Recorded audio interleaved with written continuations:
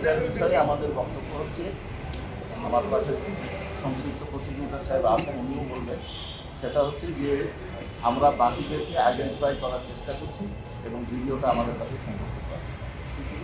সেখানে আমরা আইডেন্টিফাই করার পরে আয়ু কাজটা চালাচ্ছেন, চেষ্টা করছেন গ্রেপ্তারের পিটিশন আমাদেরকে দিয়ে আমরা তখন প্রোডাকশন ওয়ারেন্টটা কবে ইস্যু হয়েছিল? পহেলা জানি কয়জনকে হত্যার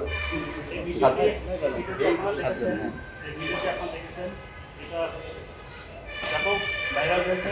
প্রাথমিকভাবে সুজন হোসেনকে শাহবাগ থানার মামলায় গ্রেপ্তার করা হয়েছিল। পরবর্তীতে আমরা একটা 2025 তারিখে প্রোডাকশন ওয়ারেন্ট ইস্যু করার জন্য অ্যাপ্লিকেশন দিয়েছিলাম, মাননীয় ট্রাইব্যুনাল সেটা মঞ্জুর করেছিলেন এবং সে মধ্যে আজকে কনস্টেবল সুজন হাজির হয়েছে এবং ট্রাইব্যুনাল তাকে কারাগারে পাঠানোর নির্দেশ দিয়েছেন। প্রাথমিকভাবে সুজন হোসেনকে সেদিন অত্যন্ত অ্যারোগ্যান্ট, অত্যন্ত উৎফুল্লচিত্ত মনে হয়েছিল, তাকে গ্রেপ্তার করা হয়েছে এবং আমরা যেটা তদন্ত করছি যে ওই ঘটনার সময় আরও কারা কারা জড়িত ছিল সেটা আমরা ফাইন্ড আউট করার চেষ্টা করছি। আমাদের যেটা সিদ্ধান্ত বা জনতার দাবি, এটাই বলেন আপনারা, যেটাই বলেন না কেন, সেটা হচ্ছে যারা মানবতা বিরোধী অপরাধের তাদের সকলকে আইডেন্টিফাই করা হবে এবং তাদেরকে বিচার দেওয়া হবে। সেটা সারা বাংলাদেশে, সেটা চট্টগ্রামে হতে পারে, আর ইয়েতে হতে পারে, নরসিংদীতে হতে পারে, খুলনায় হতে পারে, রংপুরের তো আপনারা জানেন আবু সাইদের বিষয়টা আছে, আরও বিভিন্ন সারা দেশের 56,000 বর্গ মাইলে যেখানে মানবতা বিরোধী অপরাধ সংঘটিত হয়েছে তাদের সকলকে বিচার দেওয়া যায়। তদন্তে যে তথ্যগুলো আমরা পাই সেই সব তথ্য সবসময় কনফিডেন্সিয়াল তথ্য, প্রিভিলেজ ডকুমেন্ট, কোনো ডকুমেন্ট যদি আমরা শেষ করে থাকি তদন্তের সাথে আমরা সব বিষয়ে কথা বলবো না। ট্রাইব্যুনালে যতটুকু সেটাই আপনাদের জানাব, সেটা হচ্ছে আমাদের ইনভেস্টিগেশন অনগোয়িং।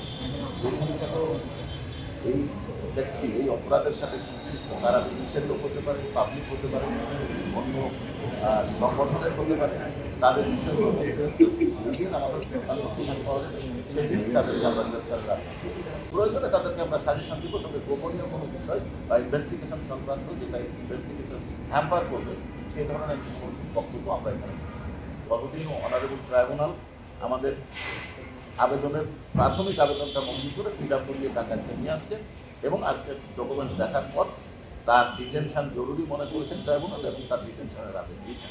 পরবর্তী তারিখ আমি আগে বলেছি 23 এটা আমরা সময় মতো জানতে পারবো, আপনারা সময় মতো জানতে পারবেন। 23 তারিখ তাহলে তদন্ত প্রতিবেদন এবারে বলার অপরাধী, তবে প্রধান বলতে আমরা যতটুকু বুঝেছি হয়তো আপনাদেরকে হয়তো বোঝাতে সক্ষম হয়নি, সেটা হচ্ছে কমান্ড রেসপন্সিবিলিটি তাদেরকে প্রধান আসামি বিবেচনা করা, সেটা আমাদের সবগুলারই তদন্ত চলছে, আপনারা দেখতে পাবেন। হাইড অ্যান্ড সিক হবে না, যা হবে ট্রাইব্যুনালের সামনে হবে, আপনারা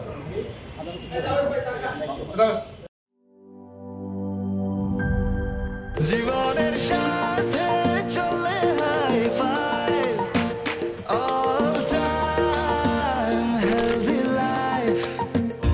নিশ্চিন্তে খান স্বাস্থ্যকর অল টাইম পান, অল টাইম হেলদি লাইফ।